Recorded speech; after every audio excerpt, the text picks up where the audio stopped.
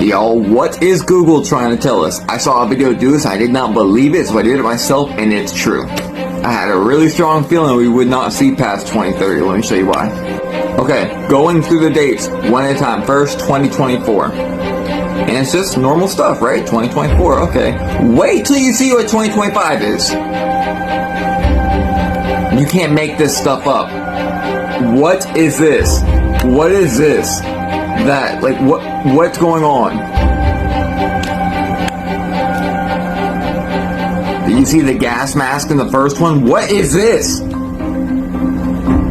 Watch this. 2026, back to normal, right?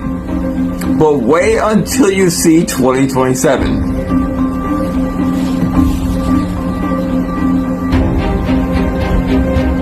Whoa, hold on there. What's going on with this? It's about to get really weird in 1 second. It's about to get really weird.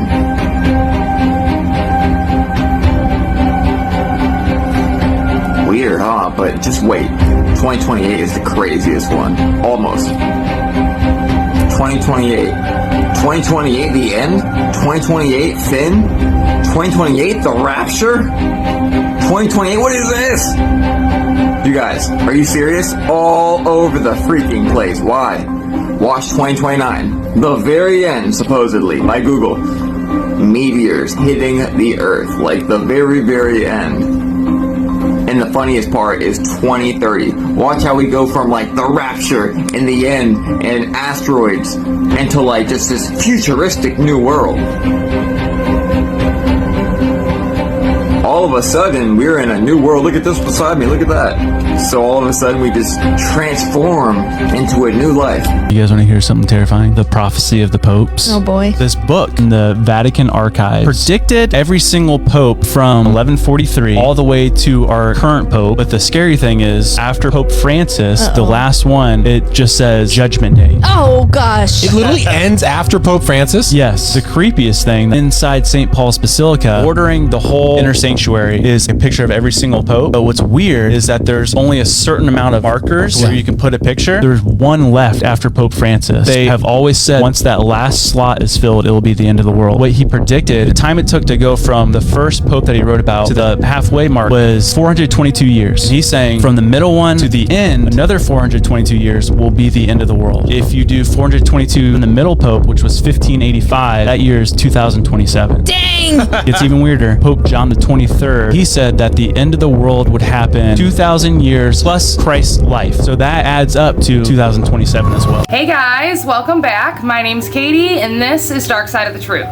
The topic of this video is going to be like slightly off from what we normally discuss on this channel, but I had to bring it to you guys because when I came across it, it hit me so deep, and there's something inside of my soul that's like telling me I need to make this video and like that this is gonna be coming to fruition soon, but I don't know. I mean, who am I to say, right? Anyways, so basics of what we're going over in this video is the signs and what it says in like the Bible about when Yahuwah's second coming will be, or Jesus's second coming will be, and like what will be the signs and symbols before he comes back, right? Like what did he say in the Bible that like this will happen, this will happen, this will happen, and then I will come, right? Well, what did he say, and how is that significant to what's happening in today's day and age, and how that like actually may play more of a role than a lot of you may think. I actually had another video planned for today that I was going to make today instead of this video, but given recent events, I had to change it up. Like I literally like deleted the videos from my phone, the ones I was going to talk about and show you, and did this one instead, and then we'll do that one next. But I had to get to this one. It is just crazy, and basically what we're going to talk about is the Olympics and all the craziness that's been surrounding that this year, but the deeper meaning behind it, because there definitely is one, and you already know I'm going to show it to you. But not even just with the Olympics. Like there's lots and lots of symbols in the world and like going on like right now in our time that make a lot of these like biblical prophecies, and especially the biblical prophecies that are spoken about in Revelations, they start to make a lot more sense. And I'm not trying to fearmonger, I'm not trying to scare anybody, because that's not what I want, right? I don't want anybody to be scared. Like that's not what we should put our energy towards. I just want you to be aware of what's happening, so maybe you can like get right with God and fix your relationship with God and like get right with him before, you know, it's too late, before like time's up, because Mama has a funny feeling that time's almost up, okay? But that's not my decision to make. Obviously, I'm not the one who says when he's coming back. Who am I to say that? You know what I mean? I just can speak from my personal gut and like what I feel, and that's what I feel. Like, I've been feeling like this for a long time, and especially now, like, with all these like world events and everything that's happening right now, and how it makes these biblical prophecies and like what he said, what Yahuwah said would happen like right before he came back. Basically all of this stuff is happening now. And like 20 years ago, if you would have looked at these biblical prophecies, like they wouldn't have made sense. They would have seemed like science fiction or like so far off in the future. Like, how will they be able to track every single person? And you know what I mean? You won't be able to buy or sell without the mark of the beast. Like, all this stuff was like, how? Like, that doesn't even make sense. But now it makes sense. You know what I mean? Now we're like, yep, they're tracking. No, that makes sense, 100%. It's just like right in our face. But anyways, I don't want to ramble too much. I just want to get straight into this because it's a good one and it's a very, very important message, and I want you guys to hear it, okay? But I just want to like let you know, forewarning, like this is for entertainment purposes only. I'm not saying any of this is factual. This is all 100% my opinion, and I'm just going to be like giving, you know, facts as, or like, you know, reasoning as to why I think this way. But I'm still not trying to fearmonger. I want to make that like extremely clear. I'm not trying to make you scared. I don't want to make you scared. That is not the point of this message at all. I just want to make you aware so you can spiritually, you know, do whatever you need to do, right? Because even if these signs and symbols are right, and like this is the beginning time of Revelations and the beginning time of him coming back, that doesn't mean he's coming back tomorrow. That doesn't mean he's coming back a week from now. Like, I don't know. You know what I mean? It could be tomorrow. It could be a year from now. It could be 1,000 years from now. I'm not to say. I'm not anyone special to say. I don't know. You know what I mean? I would just be guessing like anybody else would be. Before we jump into today's video, do me a favor and smash the hell out of that like button. And if you're not subscribed to our channel, come on over and join our truth-seeking community, because why wouldn't you want to? Duh. Anyways, let's get into it. Roll the intro. They live, we sleep. The alarms going off, beep beep. Time to wake up to the deceit. Our whole reality's made up by the elite. So first things first, you can't start this out any other way other than the just like joke of an Olympic opening ceremony that they had, right, where they made a mockery of the Last Supper. I don't know who these people think they are, or like who approved this message, but like, disgusting, homie, how dare you. Oh no, oh no, oh no, no, no, no, no. Oh no, oh no, oh no, no, no, no, no. Oh no! But it's not just this mockery of the Last Supper, so don't think that we're just going there and we're ending there like every other video has. No, this goes so much deeper. Let's just start here. So here is a still image from the Last Supper mockery that is just like the last, or I'm sorry, it's like the Olympic opening ceremony on top, and then obviously a picture of the Last Supper, painting of the Last Supper, that depicted the Last Supper on bottom, and it's literally like the 100% the same. Even though like the Olympics try to come out and say like, oh, that's not what we were talking about. Okay, homie, sure, I'm believing that one, but that's what it is. Like, down to like their hand placements are in the same spot. You know what I'm saying? Like, sure, there's another coincidence for you. I'm believing that one. No, that's what you were doing. But I'm like so glad that they didn't get away with it, and like that the whole world was in like a major uproar about it, because that just shows that we're not like as far from God, like as far gone from God as they want us to be. You know what I'm saying? Like, we're not. And if we were, we wouldn't have got mad about that. And the fact that everybody was in uproar about it, like damn near everybody was in uproar about it, like warmed my heart. Like, I loved that, right? Anyways, so they do this mockery, right? And as I'm sure you saw, less than 24 hours later, all of Paris was without power. Like, all of Paris. Except for light. There was one building in the whole area, at least from the videos that I saw, that had light. And it just so happened to be coming from a church. Isn't that crazy? It's like, don't mock God. No, you don't do that. You don't do that. Like, not smart, homie. Not smart. Check it out.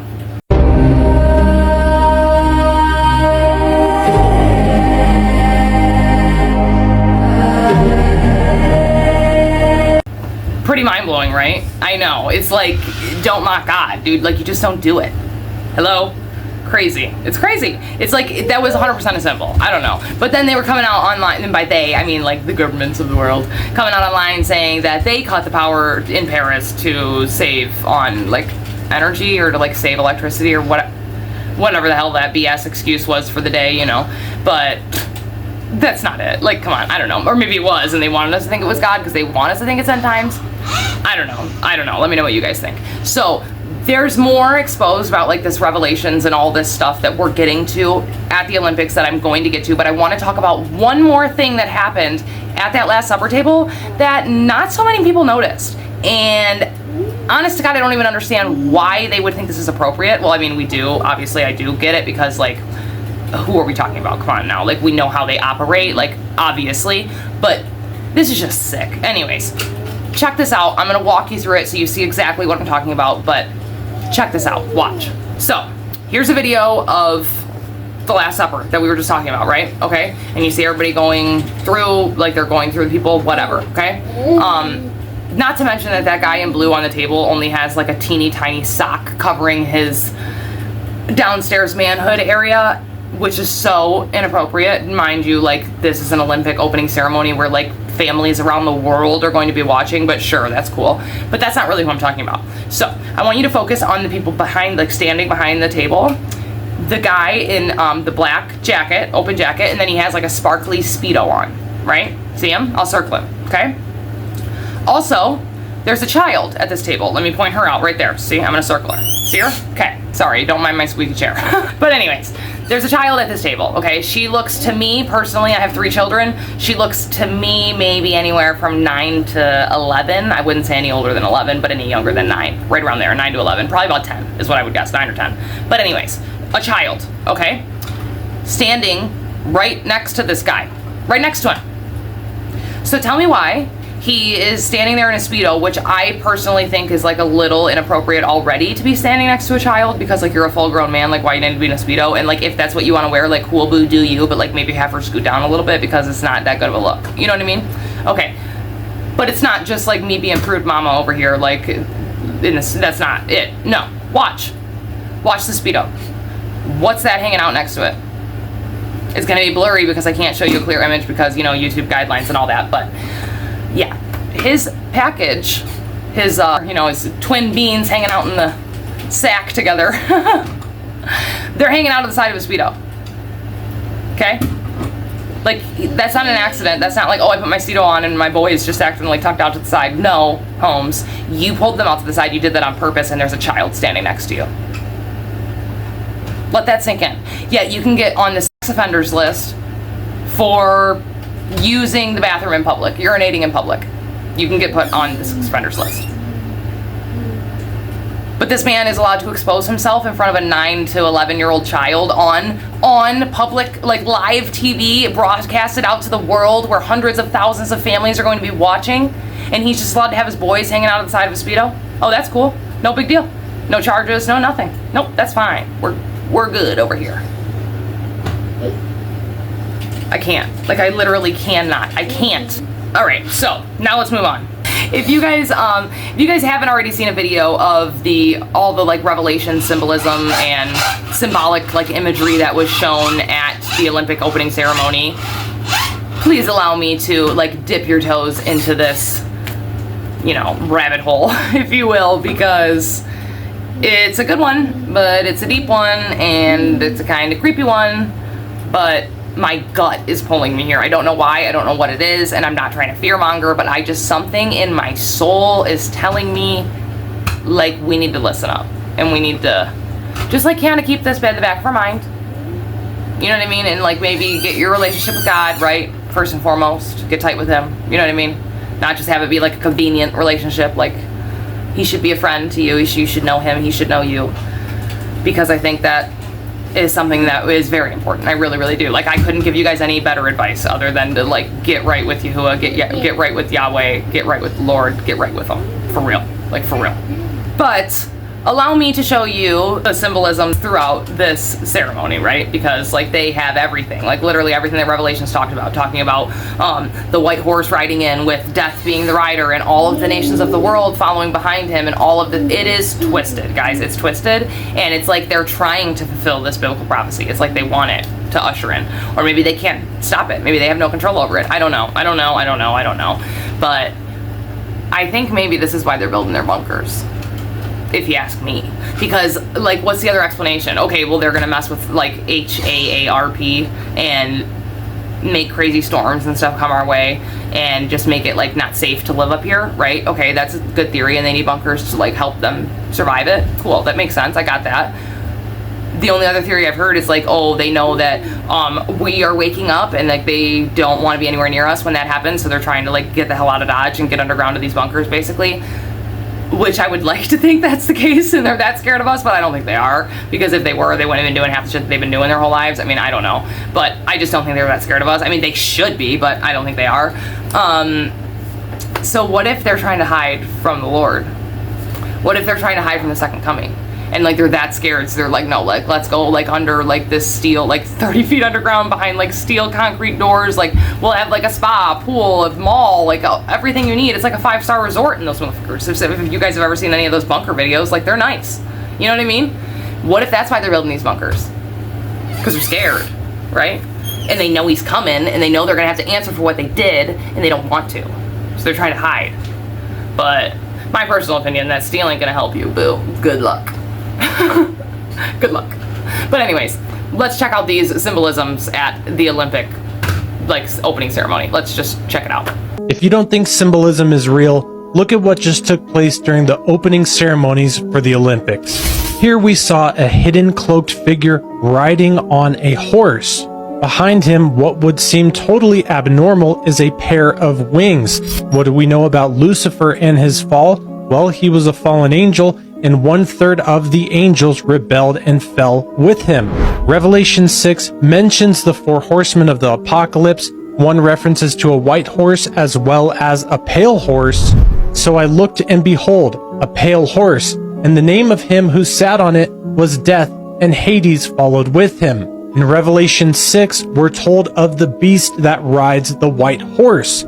In Revelation 13:3, it tells us, and all the world marveled and followed the beast. And what do we see here? That same cloaked figure riding a white horse. What's behind him? All the nations of the world following after him. This stuff isn't a coincidence. The imagery suggests that it's pointing exactly to the beast or the Antichrist of the book of Revelation. Do you still not know what the Olympic torch really represents? Well, if you don't, you should stick around, because I think I'm going to make it abundantly clear. Let's start way back in 1797, where this painting was created of Lucifer. And while yes, this alone would be reaching, keep watching. Let's fast forward to 1848, where again, a statue of none other than Lucifer was created. And I'm going to show you some things that I think are going to become very clear. Let's first look at his 7-pointed crown. Let's then look at this chain attached to his ankle and something that appears to be an apple and a torch right there. Where else have I seen that? Oh yes, that's right, on Lady Liberty. 7-point crown, torch, chain, and a very similar appearance. So similar, in fact, you might actually say that they were both representing the same person. And that maybe even that painting back in 1797 was also one and the same. Oh, and don't forget that apple next to that torch in that Lucifer statue, because, well, we all know what New York is also referred to as. But I digress to get back to our topic at hand here.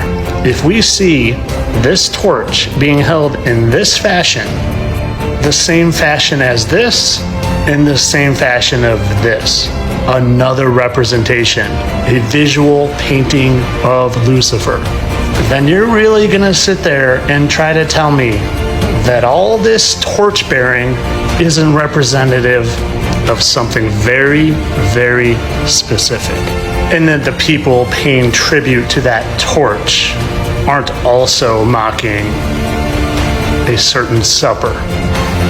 Because this world you live in, if you're sitting there watching the Olympics, all excited and happy and thinking it's just wonderful, well then you're not seeing the full picture. Because they are rubbing the truth right in your face, and you're too distracted to even notice. But as always, I'm just here to give you guys some laughs and distraction from the mundane life that you live.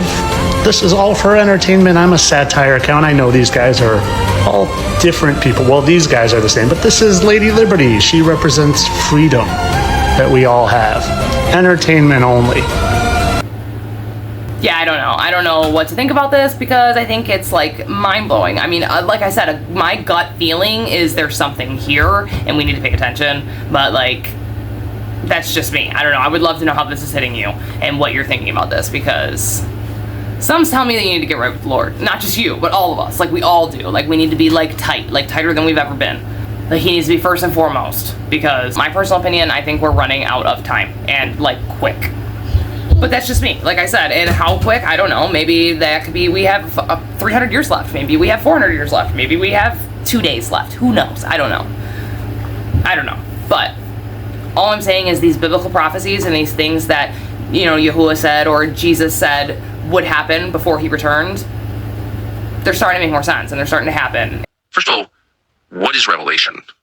Revelation was written by the Apostle John at the end of his life, when he was basically a castaway at that point, and he started receiving visions and prophecies, and he wrote down what he saw. And a lot of what he saw, you got to remember, he only had his life experiences to try to describe what it was that he was seeing in these prophecies. He was on an island, as I recall. Yeah, Isle of Patmos. Yeah, and so he was writing this out as it was coming. Can you imagine what he must have felt like? No. What is that? What is that? Like, he's seeing all these things that are going to happen thousands of years in the future, and he's trying to describe it to us in the terms that he was familiar with. Book of Revelation tells the story of the end of history. That's my read. It tells the story about the return of Jesus Christ. Yes. It says, it's telling you what is going to happen prior to him coming back and what's going to happen after he comes back. Lays it out. So how did you decide to write a song about a book of the Bible that most Christian preachers don't want to talk about? I did not decide to write this song. Huh. Because first of all, how do you sing what's in Revelation? I mean, think about it, you know. Last November, I'm at my house in Nashville. I was not thinking about writing a song about anything. And out of nowhere, it felt like a hammer hit me in the back of the head. Boom, like that. Like, what is this? What is going on? What's this feeling? And this melody and these lyrics. Oh, Revelation, I can feel it coming like a dark train running. Oh, get ready, because the king is coming. The king is coming back again. I'm talking like that. And I went, where were you? Okay, I was at home in Nashville. Just sitting in your living room? Just chilling out. And I said, okay, I hear you. I grabbed a guitar off the wall, a pencil, a notebook, went and sat in a quiet room in the house, and in about 60 minutes, the entire song had come out. I sang it into my little voice notes on my iPhone, put my earbuds in, and walked around the house, just pacing around the house, listening to it over and over, and the hair is raising up on my arm. Is this how, pardon my ignorance, but is this how songwriters write songs? Has this happened to you before? No, is this? No, nothing's ever. The only other song I ever wrote that felt like this was one called Earth to God that I wrote a few years ago. That was the same experience with that, but this one was more intense than that. You know, when he hits you, you know it. It is, you cannot mistake when the Lord slaps you upside the head with something. You have a physical reaction to it. I do. I have a physical reaction to it. It does not happen very often. It's a very rare occurrence, but when it happens. You're describing a creative process in which you're kind of like not driving the train at all. At all.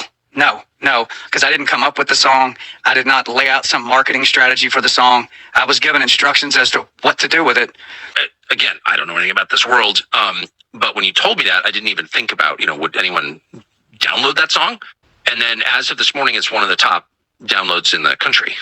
It's in all genres. It's in the top 5-ish right now of all genres of downloaded songs. It's battling people like Eminem, who I looked up his record just to see what Eminem's doing. One of the titles on his record is just called Evil.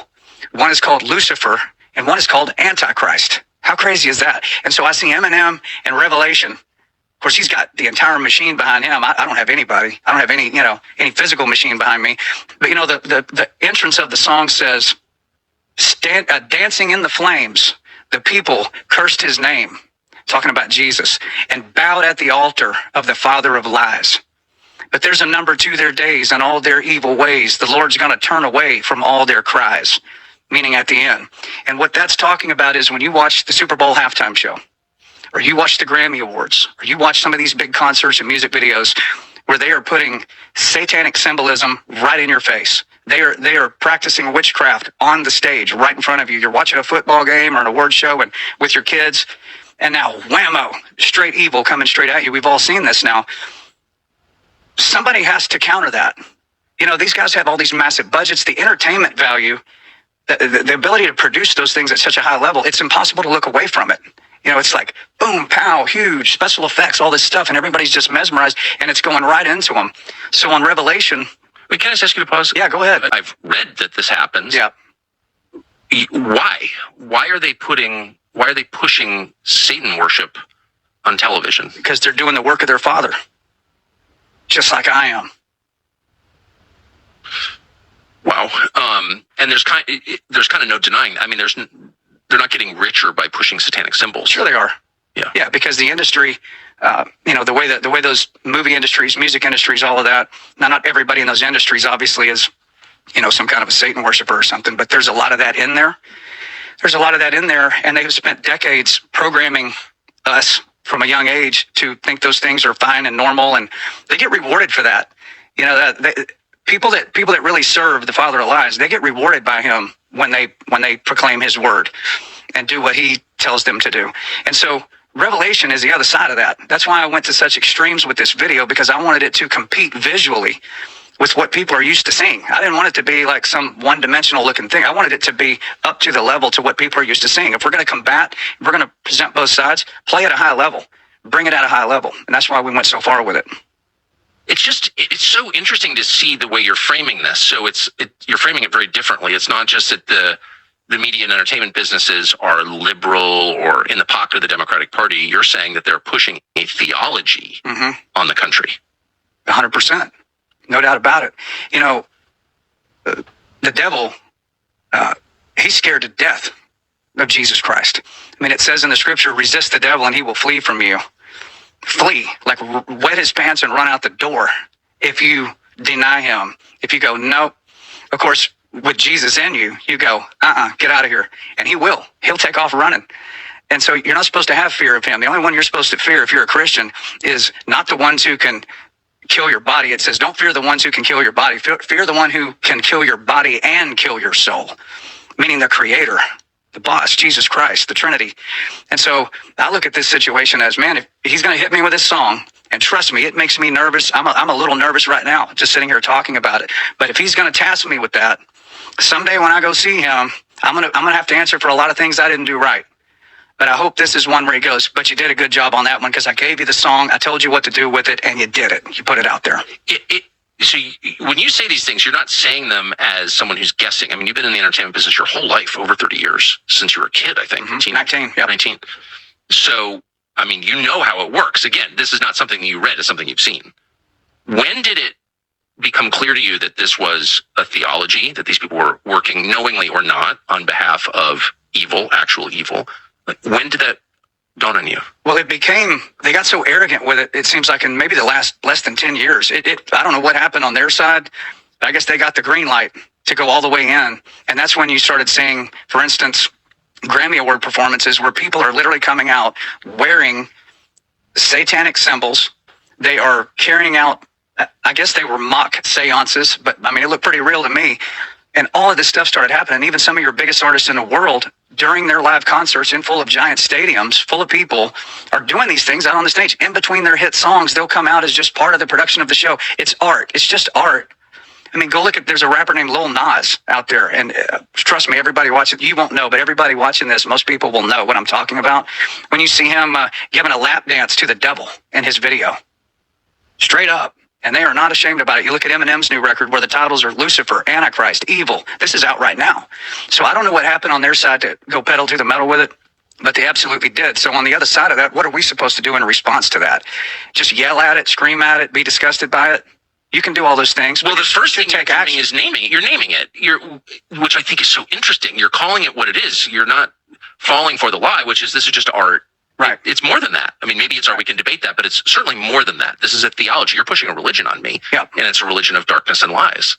Right. And they're pushing the same, their same theology, because it is that, on our kids. They're pushing it in schools. They're pushing it in pop culture. They're pushing it everywhere you turn around. You can't get away from it. I mean, we're inundated with it right now. We are swimming in what these people have put out there. The real war is not Trump and Biden. The real war is not left and right. The real war is not culture war. It says in Ephesians, We wrestle not with flesh and blood, but with principalities and powers and the rulers of spiritual darkness of this earth, of this world. That is the battle. That's the real battle. And they say, you know, in the Bible it says you can't see that because there's a thin veil between the physical and the spiritual and what's going on just on the other side of the veil. But when you read Daniel and you read Revelation, it says at some point that veil will be torn, which my song talks about that. And when that veil is torn, you'll be able to see what's going on the other side of that. So for thousands of years, the prophecies in Revelation and Daniel and other places seemed like such science fiction to people. They just couldn't understand how these things are even possible, including my own dad, who's been preaching since he was about 19. He's in his early 70s now. And he said, yeah, John, you know, just never could understand how some of these things were possible. For instance, the mark of the beast. How is it possible, we would all say, that you could track every human being in the world and know where they are and how they get their money and where they spend their money? I mean, that's just impossible. And here we sit going, oh no, they're tracking us right now. They know exactly where we spend our money and where we get our money. Because it says you won't be able to buy or sell unless you have the mark of the beast. You could replace the word beast with system. Revelation says that. Oh yeah, without the mark. You won't be able to buy or sell unless you bear the mark of the beast. What is the beast? The beast is going to be whatever entity, a group of nations it speaks of, that will set into motion. We always talk about globalist and the globalist agenda and all these things. It will be a globalized stranglehold on the human population, that they will know where you spend your money, where you get your money. Reminds me of central bank digital currency. How did I miss that? It says you can't buy or sell without the mark of the beast? Without the mark, yes. That's The Apostle John on some Greek island 2,000 years ago said that. Yes, he did. Yes, he did. And so prior to technology showing up where it's at now in 2024, these things were impossible. How's that going to happen? That's a pretty specific call, though. Very specific. Yeah, so now all the things that need to exist physically are all here now, so that the prophecies that have been laid out could now physically manifest. Now, I don't know if that's going to be today or 100 years from now or 1,000 years from now. I don't know the answer to that. But I do know this is a new era. So when you read Revelation, and you read Daniel, and you read these other prophecies, it now doesn't sound like science fiction anymore because we see it every single day. That is absolutely crazy. Is that a light bulb going off or what? Well, yeah. Yeah. Will we allow technology to take our autonomy away and, for example, control what we buy or sell? Right? Well, with the advent, we've got AI now in the mix. We've got all these things that, we already know they track us. We already know they know where we spend our money. We already know those things. I wonder, I had this thought this morning before I came and saw you, and I was reading and thinking, praying about it, and I said, I wonder if what just happened to Donald Trump, this near-death experience he just survived, is not an analogy for what's about to happen to the United States of America. Is America at some point going to have a near-death experience, but survive it, but nevertheless have a near-death experience? If you look at America, nobody's ever been more blessed than America. Nobody's ever been more prosperous than America, more free than America. We've been given every possible thing you could ever want: life, liberty, and the pursuit of happiness. And what has our country done with that? Not every person, but as a whole, what have we done with that? Yeah. How much blasphemous things have come from this country and exist unchecked right now in our society? And I think to myself, well, is America immune from the wrath of God? Are we immune? There's several places in the Bible where it talks about what's going to happen prior to Jesus Christ coming back to the earth. When he does come back, that is when what we call the rapture happens. The word rapture is nowhere in the Bible. It talks about us being caught up with him and pulled out of here, and then the ultimate wrath is poured out on this planet. That's what we call the rapture. So that's not in debate. The question is, what happens leading up to that? It's a good question to ask, right? For some reason, nobody ever preaches that. So why is it dangerous right now that Christians have this idea that they're going to be out of here before any of the things that are prophesied about happen? Why is that dangerous? It's dangerous because when the mark of the beast shows up, when the son of perdition shows up, who is who we refer to as the Antichrist, when those things happen and they're still here, they'll say, well, that can't be the mark of the beast. That can't be the Antichrist because I'm still here. And what danger does that put someone in? That's not the mark of the beast because I'm still here, so go ahead, sign me up. Think about the level of danger with that. And it has not existed, in my opinion, until recently, since technology has gotten to the point to actually execute these things. So how dangerous is that if Christians believe I'll be gone before this ever happens? So when they are still here and he does show up, they're going to be walking right into a buzzsaw. How do we know which leaders are lying to us, which are bad? Like, what are the signs? If what they say and do runs counter to what God's word says, they are lying. It's as simple as that. People complicate this whole process and go exactly the question you're asking. How do I know who's telling the truth? How do I know who's not? Well, look at what they're standing for, fighting for, how they're talking, and then go take that and go read what the book says about it. What is God's stance on it? And if they're opposed to that or out of line with that, then they're wrong, and you're basically against the ultimate truth. That's it. Well, I think that's why we have the Bible. I think that's right. Humans can't figure this stuff out. I don't know how much scripture you'll let me read on the show. I'm really interested. By the way, anyone who's not interested in this stuff will have fallen away by now. Sure. So. All right, Matthew 24. You ready? Yeah. Now, this is Jesus talking to the disciples, and they're hanging out in a park, basically, in a nice little spot that they were hanging out. Matthew 24, start with verse 3. Now, as he sat on the Mount of Olives, talking about Jesus, the disciples came to him privately, saying, "Tell us, when will these things be, and what will be the sign of your coming and the end of the age?" Asking him. And Jesus answered and said to them, "Take heed that no one deceives you. For many will come in my name, saying, 'I am the Christ,' and will deceive many. And you will hear of wars and rumors of wars. See that you are not troubled, for all these things must come to pass, but the end is not yet. For nation will rise against nation, and kingdom against kingdom, and there will be famines, pestilences, and earthquakes in various places. All these are the beginning of sorrows. Then they will deliver you up to tribulation and kill you, and you will be hated by all nations for my name's sake." Important part right there, because a lot of people have taught over the years that because he was talking to the 12 disciples, that he was specifically only referring to them and their country and their heritage. But when it says, "for bearing my name, for my name's sake," that means Chinese Christians, North Korean Christians, Eskimo Christians, South American Christians, American Christians, anybody in this period of time that bears the name of Jesus Christ will be hunted. It says killed, hunted, hated by all the nations around the earth. That's an important distinction. And then many will be offended. That sounds familiar. Will betray one another and will hate one another. Then many false prophets will rise up and deceive many. And because lawlessness will abound, the love of many will grow cold. But he who endures to the end shall be saved. And this gospel of the kingdom will be preached in all the world as a witness to all nations. And then the end will come. Now here we go here. Therefore, when you see the abomination of desolation spoken of by Daniel the prophet, the abomination of desolation, Tucker, is when the Antichrist steps into that role that we talked about in 2 Thessalonians. When you see him standing in the holy place, then let those who are in Judea flee to the mountains. Let he who is on the housetop not go down to take anything out of the house. And let him who is in the field not go back to even get his clothes. And woe to those who are pregnant and to those who are nursing babies in those days. And pray that your flight may not be in winter or on the Sabbath. For then will be the great tribulation, such has not been seen since the beginning of the world unto this time, no, nor ever shall be. Jesus still hadn't come back yet. Remember, this is the disciples asking him, what's going to happen before you come back? All these things are happening. And unless those days be shortened, no flesh would be saved. But for the elect's sake, meaning his people, those days will be shortened. Then if anyone says to you, "Look, here's the Christ," or "There," do not believe it. For false Christs and false prophets will rise and show great signs and wonders to deceive, meaning they'll perform miracles in front of you. If possible, they could even deceive the elect. See that I have told you beforehand. Therefore, if they say to you, "Look, he's in the desert," do not go there. Or, "Look, he's in the inner rooms," do not believe it. For as the lightning comes from the east and flashes to the west, so also will be the coming of the Son of Man. For wherever the carcass is, there the eagles will be gathered together. Now we're in verse 29. Immediately after the tribulation of those days, the sun will be darkened and the moon will not give its light. The stars will fall from heaven and the powers of heavens will be shaken.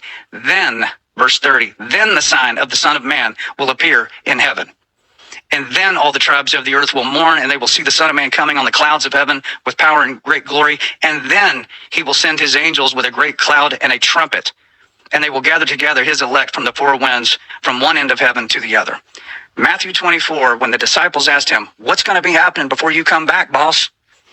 "All right, sit down, I'm going to tell you." And he goes play by play, and then this, and then that, and then this, and this, and this. And after this happens, then you'll see me coming. So it is such a dangerous mindset for really saved people and Christians to think that they're going to be pulled out of here before any of this happens. Why is that dangerous? Because when those things happen, you're going to think it's not the real deal. You're going to think, well, I'm still here, so that can't be it. It must be something else. And the decisions you make under that false pretense would be catastrophic to you. It says anybody that takes the mark of the beast, that their name is not written in the Lamb's book of life. Meaning the names that are written down, the ones that are going to heaven, your name is not written in the Lamb's book of life if you take that. I mean, this is no joke. How do you not take it? How do you not take the mark? Yeah. You have to be willing to die, suffer. I think about there's Christians right now all over the world being killed by the hundreds of thousands. We just don't talk about it. They're killing them in China. They're killing them in North Korea. They're killing them in Africa. They're killing them in the Middle East. Why are we above those people? You think America gets to dodge this at some point? Absolutely not. It's a perilous thing to bear the name of Jesus Christ in this world. Yeah. Crazy, right? I know. Like, John Rich says that he didn't write the song, that the song was basically given to him. But, like, that God basically came to him and told him, like, this is the song that you're going to write. You need to get this message out to my people because I'm coming and they need to know.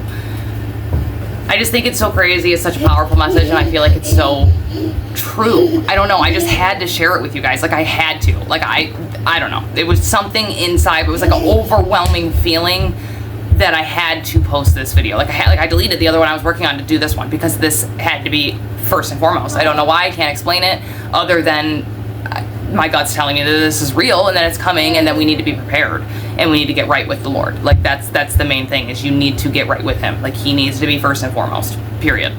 And I'm not here trying to, like, preach to everybody. Like, I'm not trying to do that. I don't want to, like, shove religion down your throat. Like, I so don't want to do that to you. I just want you to be aware. And I just think that this is so important. And I care about each and every one of you so much that, like, please, seek him out. Like, please. But I think, like, it's so important to also understand what the Bible actually says will happen before he comes back, because I think that is, like, a true thing that a lot of Christians believe, that, oh, well, we'll be gone before anything bad happens. I think, like, a lot of Christians believe, like, oh, he'll save me and all, you know, all of his people before the bad things happen, and, like, the bad stuff will happen to everybody who's left and, like, who's not his people, right? Because I think that's what, like, a lot of pastors have taught us and been like preaching to us our whole life. But I don't think that's the case. I don't think that's true. I mean, clearly John Reed just heard it from the Bible. Like, that's not what it says, right? It says, like, there's going to be tribulations, there's going to be trials, there's going to be a hard time. And then, after all of this stuff, then I will, you know, then you'll hear the, like, angel playing my trumpet, and then I'll appear. Like, you're going to go through tribulations. And don't think, like, oh, well, all this bad stuff's happening, so this can't be the end, this can't be Revelation, so, like, sure, sign me up for the Mark of the Beast, and then your name's written or taken out of the Lamb's Book of Life because you didn't think it was real. You know what I'm saying? Like, I think this is such an important message. I don't know. I can't say it anymore. Like, it's so fucking important. It really, really is. And the part when they said, like, when that Antichrist, like, steps, or, like, whatever, you know what I'm saying? Like, the Antichrist, like, steps into the role at the church and, like, says, like, I am God, I am here, whatever. It said, like, don't even go back for your clothes. Like, don't, like, return home for any reason. Just, like, get the out of Dodge, basically. And woe to any women who have newborns or breastfeed or nursing during that time. Like, this is horrifying, right? And then he said, oh, you better hope it doesn't happen on a Sabbath, like a Sunday, or during the winter, because if it does, then the world will face tribulation and, like, hard times that, like, that they've never known, that they haven't seen since, like, the beginning of time, basically. Like, what? No. See, I grew up going to church. Like I said, I grew up going to church my whole life. Like, my mom made us go. Like, we were there every Sunday, every Wednesday. We went to, like, summer school, or, like, summer church school, like, Bible camp in the summertime. Like, we were there all the time, okay? Like, my pastor, or my cousin was the pastor who led the church that we went to. Like, we were there all the time, okay? I never heard this. Like, when I say I never heard this, I mean I never heard this. Never. Like, what? Oh my, like, why are they not teaching this? This should be something that every single pastor is letting his people know. You better hope it doesn't happen on a Sabbath or on a winter, otherwise you're going to face hard times like you haven't seen since the beginning of time. And when this Antichrist steps into the head role of the church and says, like, I'm God, here I am, hear me roar, you better get the f*** out of Dodge. Don't even go back and grab your clothes. Like, see, they said, like, flee to the country and the fields, and, like, don't be in the cities. And if you take the Mark of the Beast, your name will not be written in the Lamb's Book of Life, like that allows you through the pearly gates to get into heaven. You ain't allowed in, basically, if you take that Mark of the Beast. And you won't be able to buy or sell without the Mark of the Beast. So imagine that predicament. I don't know. Like I said, I'm not here trying to fearmonger. I'm not here trying to scare any of you guys. This hit my soul on another level. I haven't been hit by a video like I was by this one in a long time. And I had to bring it to your guys' attention. I had to. So I'm sorry to my regular subscribers if this is a little bit off topic for you guys and this isn't so much your taste. But this was so important to me and like such like calling at my soul. I just couldn't ignore it. There was no way I could. So sorry for this little break that we took from our regularly scheduled program, from our regularly stuff that we talk about over here on this channel. But it was worth it. I really hope that you guys got something out of it and that this was as impactful as as important to you as it was to me, because like, whoa, did it hit me deep. Like, whoa. But anyways, I'm gonna go on and jump on out of here. I'm gonna end the video here. Thank you guys so much for your time. I really appreciate everybody hanging out with me. Please take my advice and heed my advice, because guess what? Even if it isn't revelation, like, what does it hurt to get your relationship right with God, right? What does it hurt to make him important and live for him and make him number one, right? He gave all of us life. The least we can do is honor him and cherish him and give him the love and respect that he deserves. You know what I'm saying? Anyways, but like I said, it's each your own opinion. You each are your own beautiful person, your own beautiful soul. You get to make up your own, wonderful mind. That's what's so great about being human, is you get to make up your own mind. Everybody has one inside their brain. Enjoy it. Choose whatever you want, but please, I care about you guys, and if you care about yourselves, this is worth it. This is important. He loves you. He's waiting for you. He just wants you to love him and accept him. That's it. He's been here the whole time. He never turned his back on you. Promise. I promise. He's here. He's right here, right there next to you. All you gotta do is reach out and say, Lord, I'm a sinner. Please forgive me. Allow me into your life and guide me. I need you in my life. I'm nothing without you. I know I'm not worthy without you, and I need you in my life. Please. Better me. He's waiting for you to accept it. Yes, you're a sinner. Yes, I'm here to help you. Let's go. Alright, anyways, I'll stop preaching to you guys, okay? I'm sorry, but the message had to be heard. Message is out there. Hopefully you got it, heard, received. Check cleared. Thanks, Katie. Gotcha. Okay, I'm gonna end it here. Alright, love all you beautiful souls so much. Thank you so much for your time. Yeah. I think that's all I gotta say. So until next time, make sure you better your relationship with him, because it's important. And you might want to go out and read the Revelations and the book for yourselves and get a better relationship with Yahuwah and Yahweh, because that'd be my advice. Anyways, I'm gonna jump on out of here, but there's plenty of other videos on my channel for you to go ahead and binge if you want, because there's lots of good stuff on there. So go check it out. Go on a good healthy binge. Why don't you? And if you haven't already liked the video, do me a favor and like the video. And if you're not subscribed to our channel, come on over and join our truth-seeking community. Duh, what are you waiting for? Hello, here we are. We're waiting for you. Come join us. All right, guys. Until next time, I'll catch you in the next one. Bye. Bye. Yeah. Bye, guys. Say bye. Bye, Big Dad. Bye, Big Dad. That's not your dad, but that's okay. Say bye. Bye.